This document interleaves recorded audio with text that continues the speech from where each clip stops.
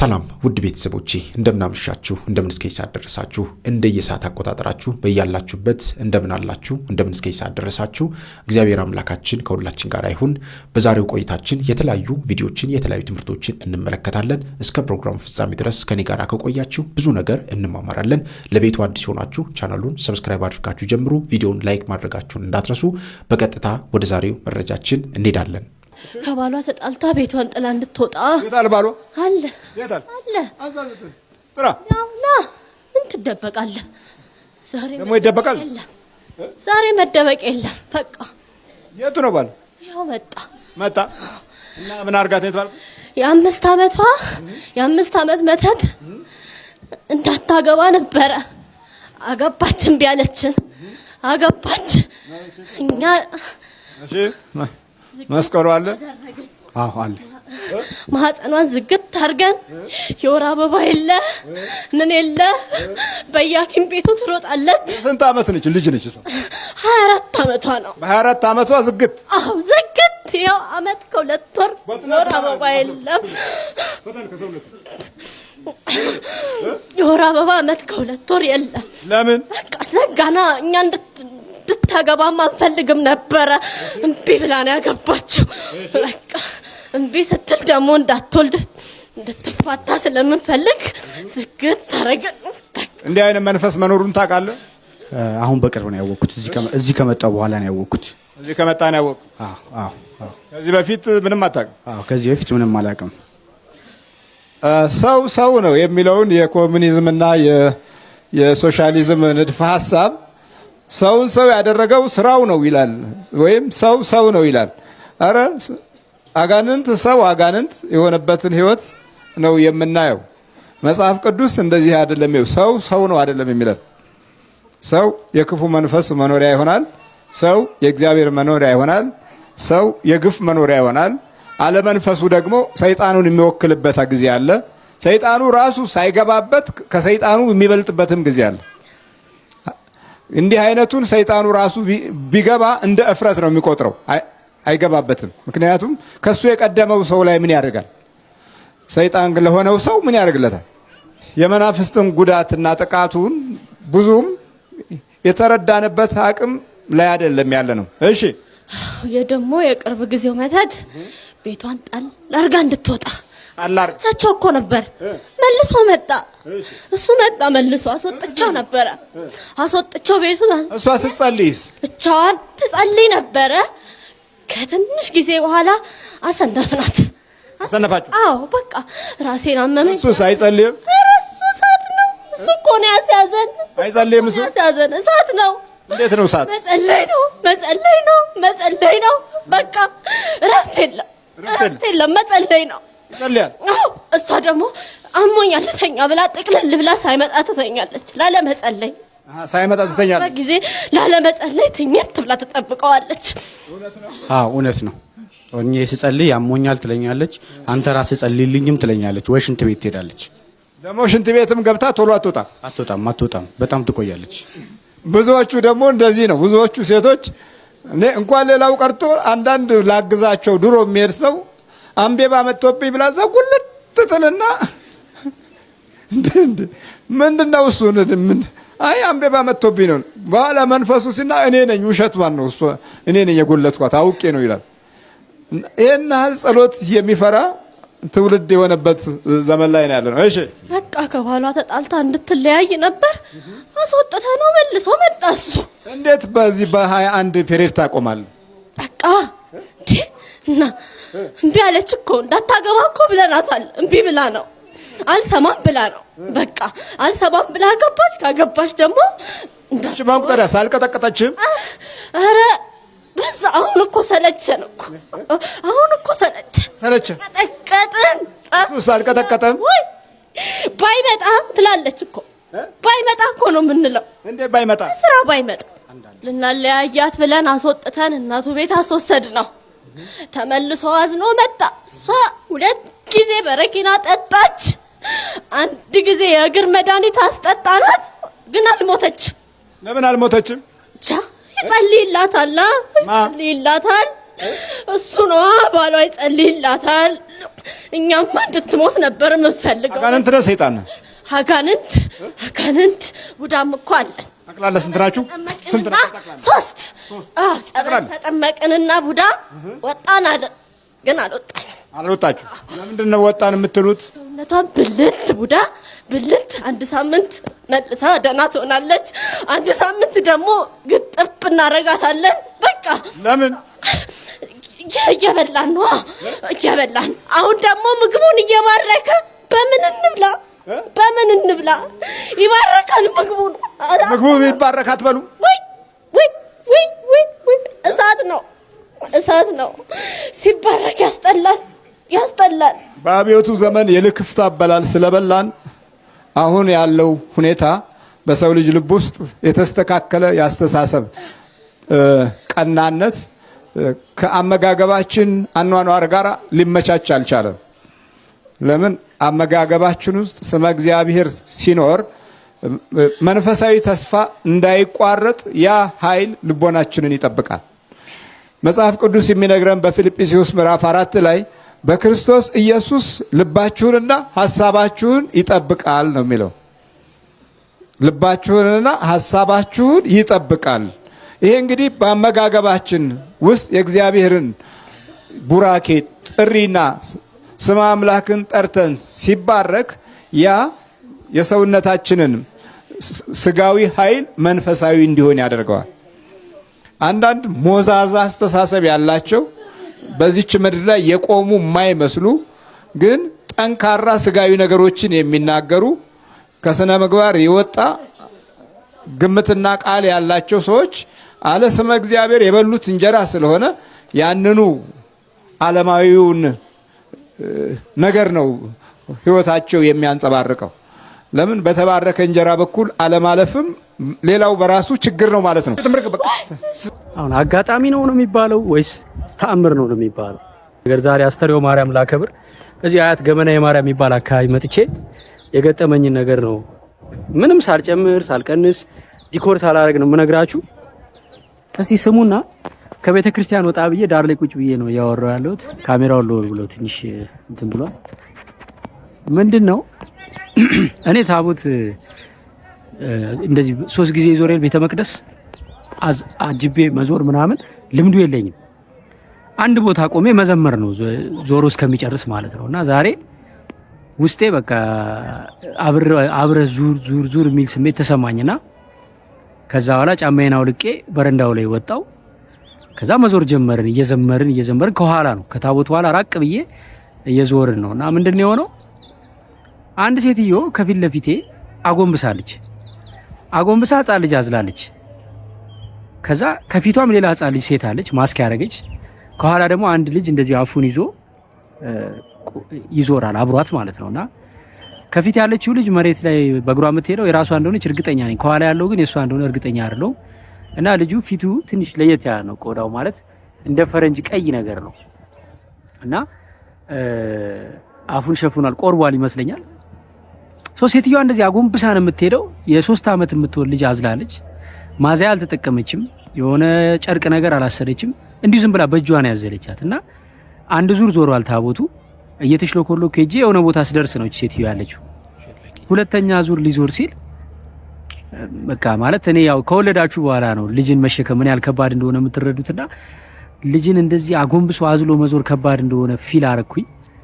ስለዚህ ላግዛት እስቲ ምናምን ብዬ እናቱ ላግዝሽ ስላት ቀና ስትል በ3 መንታ እንባዋ እየወረደ ነው። በዚህም በ3 በዚህም በ3 እኔ እንባ እንግዲህ በ2 መንታ ሲወርድ አይቼ አውቃለሁ። በ3 መንታ ግን ብዙም ፊልም ላይም ምንም አይቼ አላውቅም።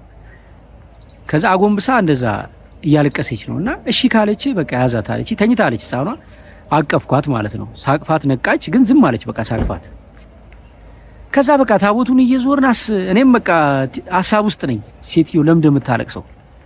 አንዳንድ ጊዜ ያው ታቦት ሲወጣ ኦርቶዶክሳውያን ብዙ ጊዜ እናለቅሳለን፣ የታወቀ ነው ማለት ለታቦቱ ያለን ፍርሃት አክብሮትና ፍቅር ለዚህ ቀን መድረሳችን ከታቦቱ አጠገብ መቆማችን በፍርሃት ያስለቅሰናልና እንደዛ ነው ወይስ ችግር ስላለባት ነው የምታለቅሰው የሚለው ነገር በጣም ሰዎች ሰላም እያሉኝ ነው። አንድ ጊዜ የኔ ቆንጆ እንዴት ነሽ? ማን ልበል ስምሽ? ወድሻለሁ። እሺ ቻው። እና ያ ነገር የታቦቱ ፍቅር ነው ወይስ ችግር አለባት? እንዳልጠይቃት እየተዘመረ ታቦት እየዞረ ነው። ስለዚህ በቃ ታቦቱ 3 ጊዜ ዞሮ ሲጨርስ ወደ ጎን ወስጄ ቢያንስ ልጠይቃት ምን ሆነሽ ነው ብዬ እያልኩ እያሰብኩኝ ዞርን። ሁለተኛውና ሶስተኛው ሊያልቅ ሲል ማለት ነው ራሷ ቀና አለችና እባክህ እርዳኝ አለችኝ። ምንድነው ስላት ገንዘብ አይደለም አለች። እኮ ምንድነው ታዲያ ስላት ልጄ የምታየው 14 አመቱ ነው። ሁለቱ ልጆቼ የግል ትምህርት ቤት ጥሩ ትምህርት ቤት ነው ያስተማርኩ ያለሁት። ይሄኛው ልጅ ግን የሚቀበለኝ ትምህርት ቤት አጣው። በ14 አመቱ ቤት ቁጭ ብሎ ከኔ ጋር ነው የሚውለው አለች። ልጁ ጤነኛ ነው፣ 14 አመቱ ነው። እንዳልኳችሁ የቆዳ ችግር ነው ያለበት። ይቅርታ ቀረጻ ላይ ነኝ፣ ጠብቂኝ፣ ታገሽኝ። እና ያው ከፎቶ የሚበልጥ ጉዳይ ስለያዝኩ ነው ልጨርስ ብዬ ነው። እና የፊቱ ቆዳው የሆነ እንደ ፈረንጅ ቅልት ያለ ሆኖ ግን ያው ከጤና ሳይሆን ከሆነ ከፕሮብለም ይቅርታ፣ ኧረ እንደ ቀረጻ ላይ ነኝ። ልጨርስና እነሳለን፣ ታገሱኝ። እና እኔም ወዳታለሁ ግን እዚህ ጋር ሲሪየስ ጉዳይ ነው ያዝኩት። ይቅርታ ደግሞ አስፈቅዱኝ እንጂ እንዴ ዝም ብሎ ነው።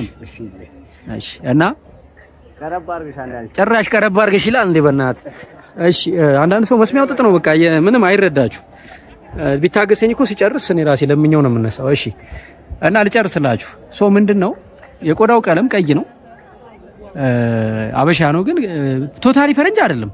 ትንሽ ግን ወደ ፈረንጅ ወሰድ ቀላ ያረገ ጠቆር ነገር አለ ፊቱ ላይና ያንን እሺ ችግር የለም ያንን ቆዳው እንደዛ ስለሆነ ይሄ ልጅ ትምህርት ቤቶች ይሄ ልጅ ሊያስተምሩት ፈቃደኛ አሉ። ማይገርም ልጆች ላይ ይተላለፋል ብለው ፈርተው ይሁን ምን ይሁን አይታወቅም። የሕክምና ወረቀት አለው፣ የሚተላለፍ በሽታ አይደለም። የ14 አመት ልጅ ይዛ ትምህርት ቤት አልገባም። ቤት ቁጭ ብሎ አዲስ አበባ መሀል ከተማ እህቶቹ ታናናሾቹ እየተማሩ እሱ ቤት ቁጭ ብሎ ነው የሚውለው። ስለዚህ በሶስት መንታ እያነባች ታቦቱን እመቤታችን የምትማጸነው ለካ ለልጇ ትምህርት ቤት ለማግኘት ሌላ ምንም ነገር አይደለም የፈለገችው። እና እኔ ምንድነው ስልኳን ልንገራችሁ፣ ትምህርት ቤት ዳይሬክተሮች ካላችሁ፣ የትምህርት ቤት ባለቤቶች፣ ይሄ ልጅ እንደማንኛውም ኢትዮጵያዊ መቼም ነገ ጧት የት እንደሚደርስ ምን ይታወቃል? ነገ ጧት እኮ ትልቅ የትምህርት ቤት ዳይሬክተር ሊሆን ይችላል፣ መምህር ሊሆን ይችላል። ይሄ ልጅ ራሱ የብዙዎችን ህይወት የሚቀይር ልጅ ሊሆን ይችላል። ግን ቆዳው ከሌሎች ስለተለየ ብቻ እንዴት ትምህርት ይከለከላል? እረዳችኋለሁ። ያው ትምህርት ቤቶች ይሄን የሚያደርጉት ከኛ ከወላጆችም ተጽዕኖ ነው። እኛ ወላጆች አንዳንድ ጊዜ ጨካኝ ነን። ልጄ ከእንዲህ አይነት ልጅ ጋር እንዴት ቁጭ ብሎ ይማራል እንላለን። አካል ጉዳተኛ ሲሆን በዊልቸር የሚሄድ ልጅ ሲሆን ልጆቻችንን እንዴት እዚህ ክፍል አምታችሁ ታስተምራላችሁ እንላለን። ግን ይገርማል፣ በልጅ የሚመጣ ነገር ማንም ላይ ሊመጣ ይችላል። ከ3 አመቱ በኋላ ነው እንደዚህ ሆኖ ብላኛለች እናቱ። በልጅ አትፈተኑ እና በልጅ ደግሞ አንጨክን እባካችሁ። ይሄን የምታዩ ዳይሬክተሮች፣ የትምህርት ቤት ባለቤቶች ስልኳን ልንገራችሁና ደውሉላት 0904 13 50 63 ብላችሁ ደውሉላትና የትምህርት እድል ልጇ እንዲያገኝ እርዷት። ወደ ስሜታዊነት ገብቷል። በቃ መንፈሳዊነቱ አልፎ ስሜታዊ ሆነ።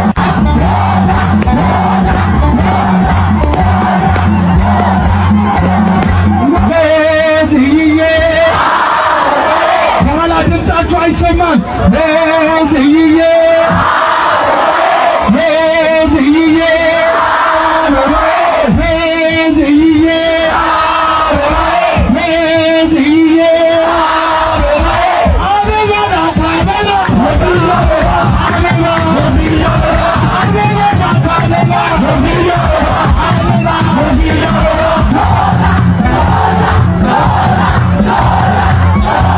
እሺ እንግዲህ አይታችሁታል።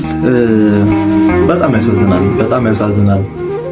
ሌላ ቦታ እንኳን ቢሆን ይሻላል ቢያንስ፣ ግን ጎንደር ውስጥ ማለት የሊቃውንት መፍለቂያ ስንት ሊቅ ያለበት ቦታ ነው።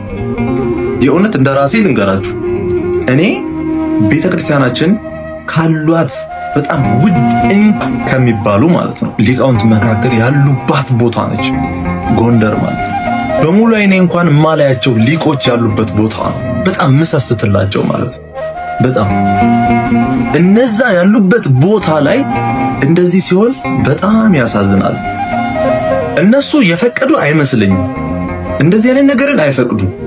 ፈቅደው ከሆነ ኦኬ 100% እቀበላለሁ። ግን ፈቅደው ካልሆነ ግን ይሄ ነገር ስህተት ነው። በዚህን ያህል ደረጃ በዚህን ያህል ደረጃ ከስርዓተ ቤተክርስቲያን መውጣቱ በጣም ያሳዝናል። እንዴት ተው የሚል ይጠፋል? ያ ሁሉ ሊቅ እያለ ምናልባት ግን ተው ብለዋቸው ሳይሰሙ ቀርተው ይመስለኛል። ይሄ ወደ ስሜታዊነት ገብቷል። በቃ መንፈሳዊነቱ አልፎ ስሜታዊ ሆኗል። በእርግጥ እኮ እረዳቸዋለሁ።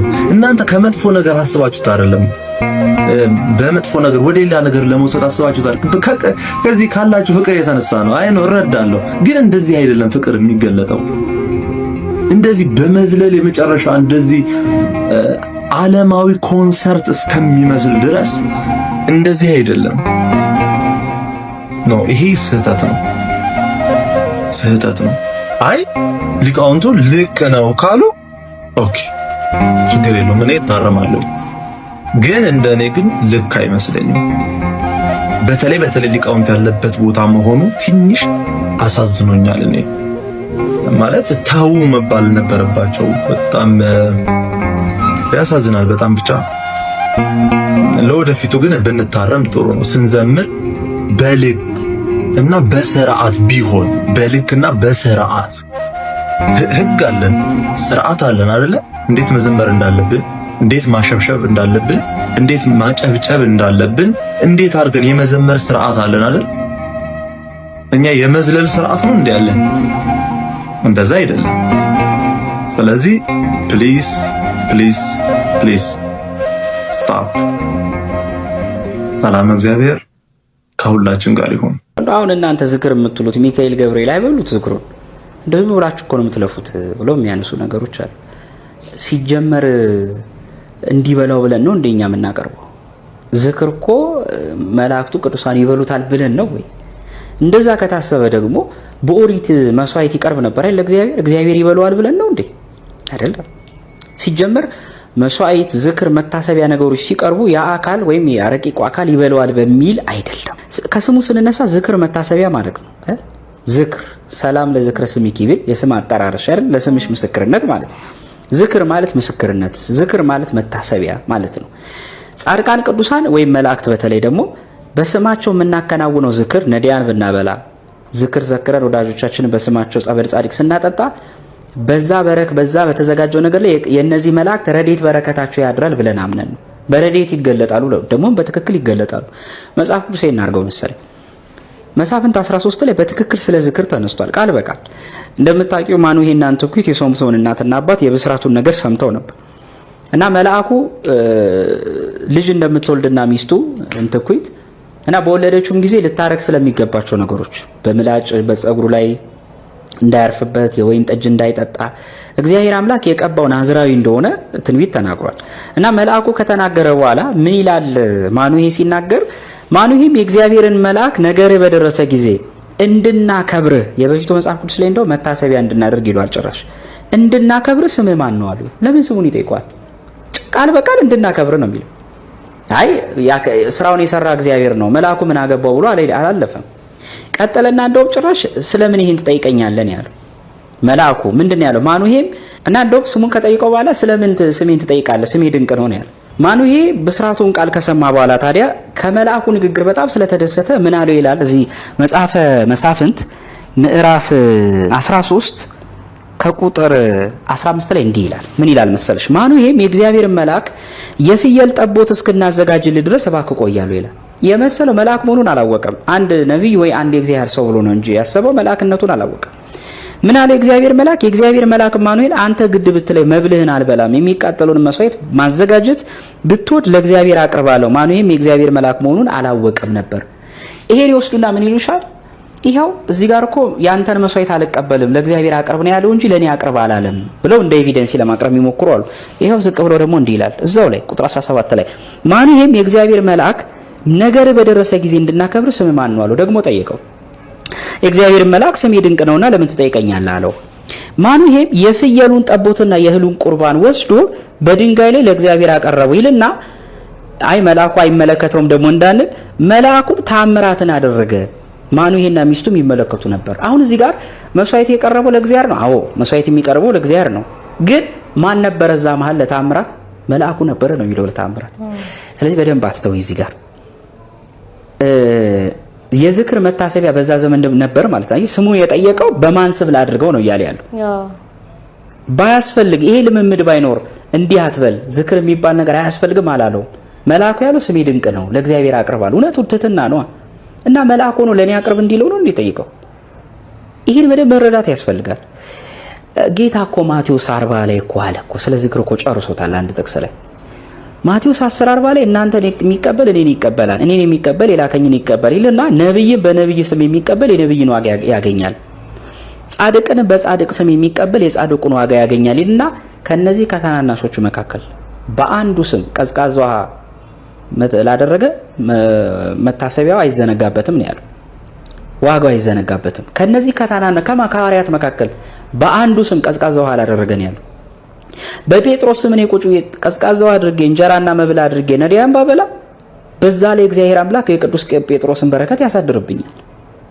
እራሱ ባለቤቱ እኮ ነው ስለ ዝክር ያስተማረው። አይ ዝክር ማድረጉ የኔን ስራ ይሸፍናል አላለም። ይሄን በደንብ ሁለተኛ ጸበል ቦታዎችን በዚሁ ይነሳሉ። እናንተ ጸበል ቦታ ለቅዱስ ገብርኤል ትላላችሁ፣ ቅዱስ ገብርኤል ጸበሉን ባረከው ትላላችሁ። ይሄ እኮ መጽሐፍ ቅዱስ ላይ የተጻፈ ቃል እኮ ነው።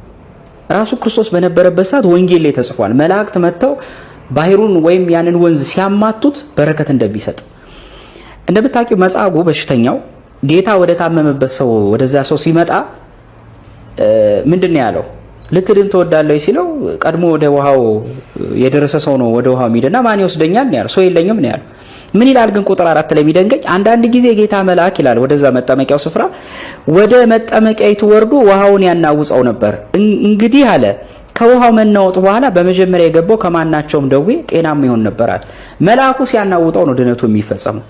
ዛሬም መልአክ ማናወጥ የተባለው በረከታቸው፣ ረድኤታቸው፣ ምልጃቸው፣ ጸሎታቸው ቃል ኪዳናቸው። ስለዚህ መላእክት ዝክር የምናደርገው ከዚህ መነሻነት ነው። በአጠቃላይ ከሁሉም ምድር ላይ ካሉ በ10 ሺዎች የሚቆጠሩ ምናልባት ሃይማኖቶች ሊኖሩ ይችላሉ፣ ከዛም በላይ ሊሆኑ ይችላሉ። በጣም ይለያት ነገር ምን እንደሆነ ታውቃለህ? በዚህች ቅድስት ቤተክርስቲያን ሰዓሊ ለነ ቅድስት እያሉ እየጸለዩ ክንፍ አውጥተው የበረሩ ሰዎች አሉ፣ የተሰወሩ ሰዎች አሉ፣ ሞት ያላገኛቸው የተነጠቁ ሰዎች አሉ። በስነ ስርዓት ነው ማለት እድሜያቸው በመቶዎች ተባርኮላቸው ሰው ይደርስበታል የማይባሉ እድሜ ላይ እየኖሩ ያሉ ሰዎች አሉ። ከዊነ እሳት እየነደዱ ያሉ አሉ። እኔ በማገለግልበት ገዳም ውስጥ በጣም ብዙ ስውራኖች አሉ። በጣም ብዙ ነው ማለት ከዛ ውስጥ እንደ እሳት የሚነዱ አሉ። መስቀል ጨብጠው እናቶች አሉ። ይሄ እኔ ለዚች ቅድስት ኦርቶዶክሳዊት ቤተክርስቲያን ምስክር ሆኜ ስቆም ማላፍር በዓለም ፊት የትኛውም የሃይማኖት መስመር ወይም እምነት መስመር ብትሄድ ክንፍ አውጥቶ ይበር የለም። ሌላ የተቀጸለለት የለም። ሌላ አካል የተሰጠው። የኛ አባቶች ግን ክንፍ አውጥተዋል፣ ተሰውረዋል፣ እንደ እሳት ነደዋል። ከተፈጥሮ ከሰዋዊ ተፈጥሮ ውጪ ተፈጥሯቸውን እንደ መላእክት አኗኗር ቀይረው ይኖራሉ። በጣም ቅድስና ያላቸው በዳመና የሚበሩ አሉ። ይቺ ቅድስት ኦርቶዶክሳዊት ቤተክርስቲያን ጥንታዊት ናት፣ ጎስቋላ ናት፣ ድሪቷም ናት እያሉ ያናንቋታል። ሚስጥሯን እኔ I feel there is something great እውነት ነው። እጅግ በጣም ትልቅ ምን እንደማመን ልንገር። ምናልባት ይሄ ቪዲዮ ከ100-200 ዓመት በኋላም ሰዎች ያዩታል፣ ከ50 ዓመት በኋላ ይታያል። ዓለምን የሚያድን ሚስጥር እዛ ውስጥ እንዳለ ነፍሴ ትነግረኛለች። አልደረስኩበትም፣ ፈልግ ትለኛለች። ምን አለ በቀላሉ ቢገኝ እላለሁኝ። ቀላል ነው በጣም። እሺ አንድ ነገር ብቻ ማድረግ ነው የሚጠበቀው ከሰው ልብ ንጹህ ማድረግ። ለምሳሌ ሰው ስለ ራሱ አይመሰክርም። አንድ ዘፋኝ አለች አሉ፣ ብዙ ዘፈን ማደምጥ ሰው አይደለሁም። if you can't express yourself you are not free ትላለች አሉ። if you cannot express yourself you are not free። አንዳንዴ እውነቷን ነው እላለሁ። አንዳንዴ በጣም ብዙ አባቶችን ብትጠይቃቸው በመንፈሳዊ ህይወት ወደዚህ ደረጃ እንድትደርሱ ያደረጋችሁ ነገር ምንድነው ብትላቸው እኛ በልባችን ለሰው ክፋት የለም ነው የሚሉ። በቃ እቺ ናት ሚስጥሩ።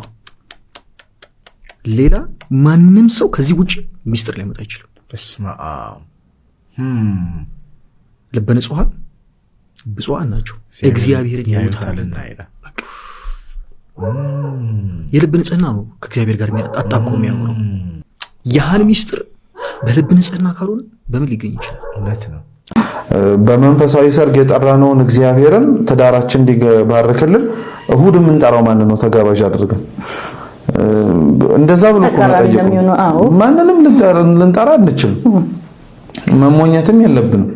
ስርዓቱን ቤተክርስቲያን ውስጥ ያለውን የምናከብረው እኮ ለራሳችን ብለን ነው እንጂ ለእግዚአብሔር የምንሰጠው ውለታ አለ ብለን አይደል። አንዳንድ ሰው እንደዛ ብሎ የሚያስባል። ሐሙስ ለሱ ያገባው ምን አለ እሑድ ደግሞ ለኔ ብዬ ብደሰትበት ይላል። አይደለም። ሐሙስን በቅዱስ ቁርባን ወይም በስርዓተ ጋብቻ በቤተክርስቲያን ውስጥ ባለው የተጋባ ነው ለራሳችን ብለን ነው እንጂ ለእግዚአብሔር የምንከፍልለት ውለታ ኖሮ አይደለም። ስርዓቱን ማክበራችን ለራሳችን ነው ጥቅሙ። ማፍረሳችንም እግዚአብሔር ላይ የሚያመጣው ለውጥ ወይም የሚንደው ነገር የለም። ራሳችሁን ነው መልሶ የሚንደን መልሶ። ስለዚህ ያን በደንብ አድርገው ማወቅ አለባቸው። በቃ በቤተክርስቲያን ካገቡ በስርዓተ ቤተክርስቲያን ሙሉ ነገሩ ማለቅ አለበት። ይደበዘዛል የሚል ቤተሰብም ጭምር ደግሞ እንዴት እኔ የስንት ሰው ሰርግ ስበላ ቆይቼ ሳስጨበጭብ እናንተ አሸብሽቡና እልል በሉ ልታስብሉብኝ ነው የሚል አለ። ይሄም ከእውቀት ማነስ ወይም ደግሞ ከግንዛቤ ማነስ የተነሳ ስለሚሆን ያም መስተካከል አለበት። ቤተሰብም ልጆቹ በቅዱስ ቁርባን ልክበር ከእግዚአብሔር ጋር ቀሪውን ጊዜ ላሳልፍ ሲል እኮ እንደውም ይሄ ሊያኮራው ነበር የሚያስፈልገው። ወዳጅም ዘመድም ሁሉም እንደውም እስከ ጥግ ድረስ መከላከል የነበረባቸው እሱን። ይሄ መደረግ አለበት። አንዳንዱ ደግሞ የእሁዱ ሲቀርበት ሐሙሱ ላይ እሁዱን ያመጣው። ሰርጉ፣ ጭፈራው፣ እልልታው፣ ግርግሩ ይሄ ዓለማዊ ሆኖ ምንም አይነት ግርግሩ ሲቀርበት የቤተክርስቲያኑ ሰርግ ላይ ስቦ የሚያመጡትም አሉ። በጣም ጥሩ። ይሄ ለምን ቀረ ከሚል ወይንም ደግሞ ያስፈልጋቸዋል። ልክ ቅድሙ ፎቶ ማስታወሻ አይደለም ይሄም እኮ ትዝታ ነው ብሎ ስቦ የሚያመጣው ይሄም ልክ አይደለም። አንዳንድ ሰርጎች ላይ እኔም ራሱ በምስልና በድምጽ አሊያም ደግሞ ሰውም ሲነጋገር ሰምቼ በጣም ይገረሙኝ አሉ። ከቤተክርስቲያን እልል እየተባለ አዳራሻቸው ላይ በመዝሙር መንፈሳዊ በሆነ ስነ ስርዓት ፍጹም የሆነ ጋብቻ ተከናውኖ ቤት ሲገቡ የገቡበት ቤት ላይ ሙዚቃው ተከፍቶ ቤተሰብ ደግሞ ሌላው ዘመድ አዝማድ እንጨፍር ይላል። ይሄ በጣም ነው የሚያሳዝነው እውነት ለመናገር። ለምንድን በመንፈስ የጀመሩትን ለምን በስጋ እንዲጨርሱ በርን ከፍትላቸዋል? እነሱስ ለምን ይጨነቃሉ? ሙሽሮቹ ራሱ አይደል ደስ ተሰኝተው በጥሩ መንፈስ እግዚአብሔርን አስደስተነው ዋልን የሚል ደስታ ኖሯቸው መጨረሻው እንደዚህ ሲሆን እውነትም ለትዝታ ብለው አድርገውትም ከሆነ ትዝታቸውን ያበላሹባቸው ሙሉ በሙሉ። በቃ በመንፈስ ጀምሮ በስጋ መጨረስ ማለት ይሄ ነው። በቃ አለቀ። በዚህ አይቻልም። በቃ ሙሉ በሙሉ። በዛሬው ቆይታችን እንግዲህ እነዚህንና መሰል ጉዳዮችን ለመዳሰስ ለማየት ሞክረናል። በቀጣይም እንደዚሁ የሚያነቁ የሚያበረታቱ መንፈሳዊነታችንን ከፍ የሚያደርጉ ትምህርቶችን ቪዲዮዎችን ይዤላችሁ እስከምንገናኝ ድረስ የቅዱሳን አምላክ ከሁላችን ጋር ይሁን። በሀገር ውስጥም ከሀገር ውጭም ያላችሁ ኢትዮጵያውያን ኤርትራውያን ቤተሰቦቼ ሰላም እግዚአብሔር ከሁላችሁ ጋር ይሁን እላለሁኝ። እንበርታ፣ እንጠንክር። ይህንን ቪዲዮ ለብዙ ሰዎች እንዲደርስ ቻናሉን ሼር ማድረጋችሁን እንዳትረሱ። ቪዲዮዎቹን ለወዳጅ ለጓደኛ ሼር አድርጉ። እንዲማሩ፣ እንዲቀየሩ፣ እንዲነቁ ማድረጋችንን መርሳት የለብንም። እግዚአብሔር አምላካችን ሁላችንንም ያግዘን፣ ያበርታን፣ ይቆየን። አሜን።